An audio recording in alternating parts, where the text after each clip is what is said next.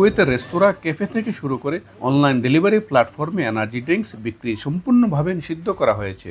শুধু সুপারমার্কেট এবং জামিয়ার নির্দিষ্ট বয়স ও পরিমাণের সীমার মধ্যে সীমিত বিক্রি সম্ভব। নতুন নিয়ম অনুযায়ী 18 বছরের নিচে কোনো ব্যক্তিকে এনার্জি ড্রিঙ্ক বিক্রি করা যাবে না। একজন প্রাপ্তবয়স্ক ব্যক্তি দিনে সর্বোচ্চ 250 মিলির 2টি ক্যান ক্রয় করতে পারবেন। জনস্বাস্থ্য রক্ষায় সরকারের এই সিদ্ধান্তকে স্বাগত জানিয়েছেন প্রবাসীরা।